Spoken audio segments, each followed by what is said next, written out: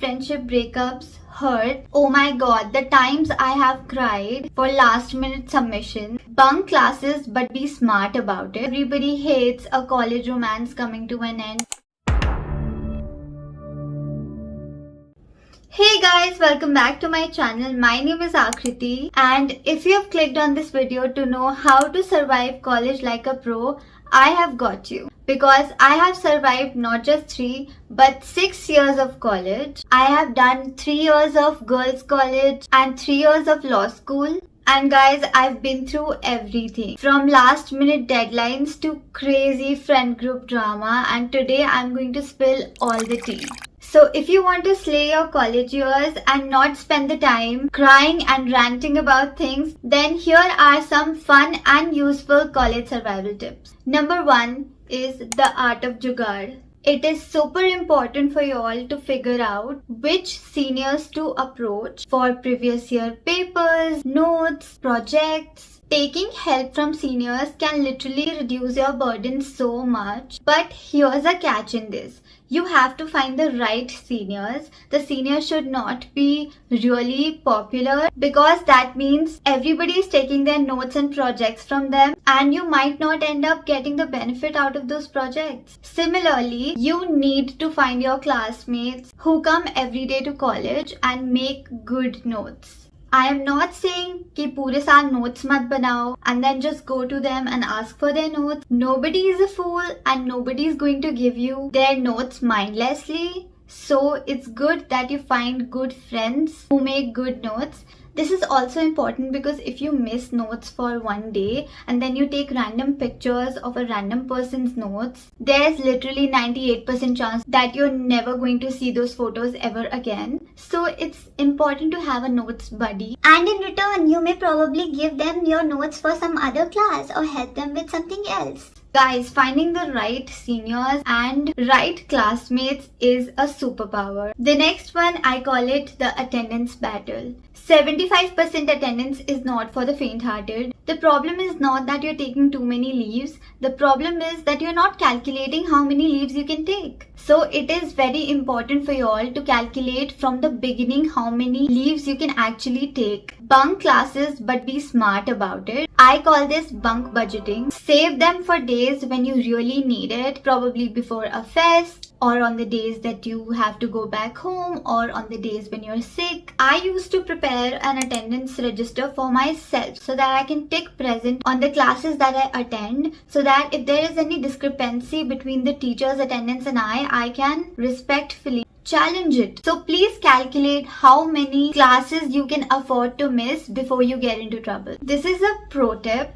Whenever you go to class, even if you don't feel like making notes, at least write a paragraph or 2, whatever you hear in the class, because sometimes there is a discrepancy between the teacher's attendance record and yours, and then you don't have any proof to show that you actually came to the class, because sometimes, teachers do diligently take the attendance, but they are also humans and they might miss a name or 2. So you can make notes each and every day on the days that you attend the class, and that way you can prove that you actually attended the class that day. Number 3 is utilize your library and free resources. When you're in college, you get access to the college library, and along with it, you also get access to a lot of journals, databases, and softwares that nobody really talks about that much, but they are really there. So check your curriculum, check the website, ask your teachers, because those databases in real are really expensive, and once you graduate, you will not have access to those. So you can utilize those. And when you do this, you'd be surprised to know how much you can save on textbooks or online resources like JSTOR, SCC, etc. The next is something that I always say: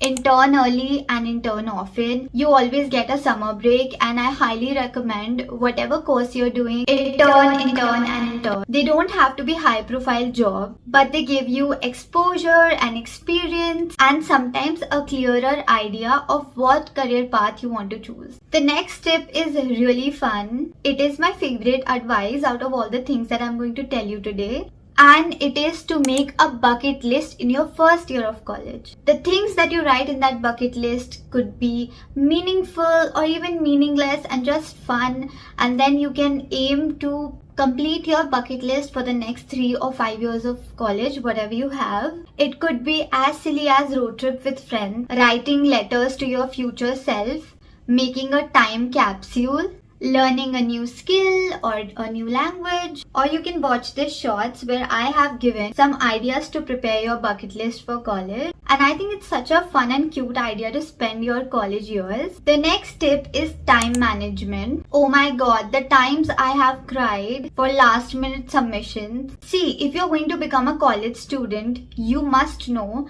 कि जो college timetable होता है, nobody follows it rigidly, especially if you are in Delhi University. Classes get cancelled at last minute, and sometimes all people do is sit in the ground for 2 hours and chit chat and then attend more classes, or maybe they also get cancelled and then they are so tired that they go home, and so on and so forth.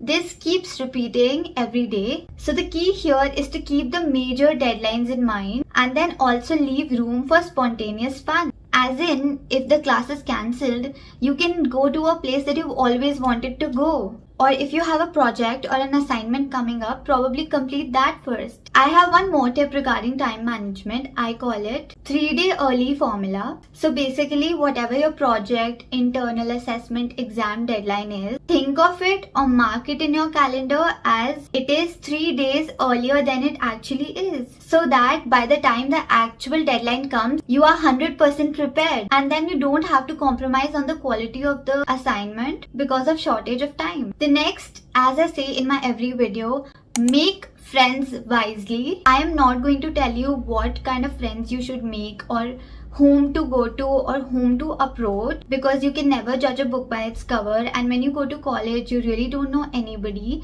But make at least one study buddy, at least one friend who takes academics seriously. They help you stay on track, and having a friend with similar academic goals can be a game changer during the exam season. There are two types of people. Some people who do not want to tell you what they are studying, from where they are studying, they do not like to share their notes. And then the other set of people are the collaborative types. I've been friends with both the kinds, and trust me, the collaborative ones are so fun to be with, and they motivate you to become collaborative as well. This makes studying so much easier and so much fun, and reduces burden on both the ends.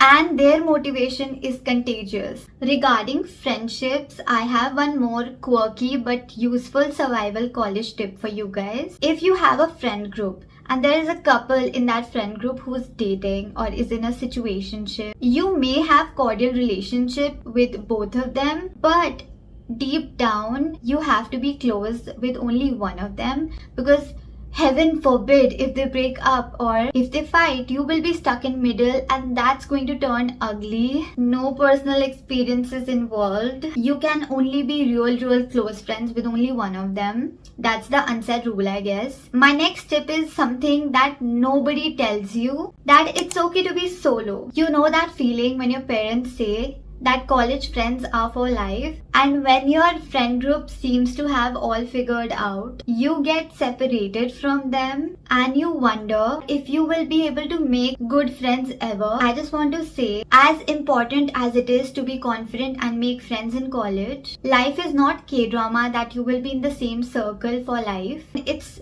totally okay to be alone in college. It's not school. You don't have to sit in class in one corner and eat your lunch alone. You can go anywhere, do anything, be on your own, and sometimes being on your own is super empowering. And I know friendship breakups hurt, but college at the end is all about growing, even when it's growing apart from your close ones. And in fact, it is an opportunity for self-growth. And don't worry, you will find meaningful connections and relationships once you've matured, you are more grown, or when it's the right time. You can apply the same thing in case of a relationship breakup. Everybody hates a college romance coming to an end, but there's always something better waiting for you. The next is how to decode Professors 101. Figure out which professors loves attendance, which professor hates phones, or who gives extra marks for class participation, and act accordingly because these little things help you in the long run. Bonus tip, strategically try to sit on the second bench, which is not too far from the professor but also not too close to seem interested. The next tip is that the college ID that you get in your college, of course, is not just for entry in your college but is also a ticket to discounts at cafes, cinemas, online subscriptions. So of course keep that thing safe with you, but also don't shy away from flashing it everywhere you can because being broke is real, but so are the deals. So there you have it, College Survival 101 with a pinch of hard-earned wisdom. All the best for everybody who's starting their college. I hope you take your studies seriously because that's why you're there. But most importantly, I hope you guys find yourself and make epic memories. But yeah, if you found this video helpful, don't forget to like this video, subscribe to my channel, and I will see you all next time. Bye. Why don't you recognize I'm so ready?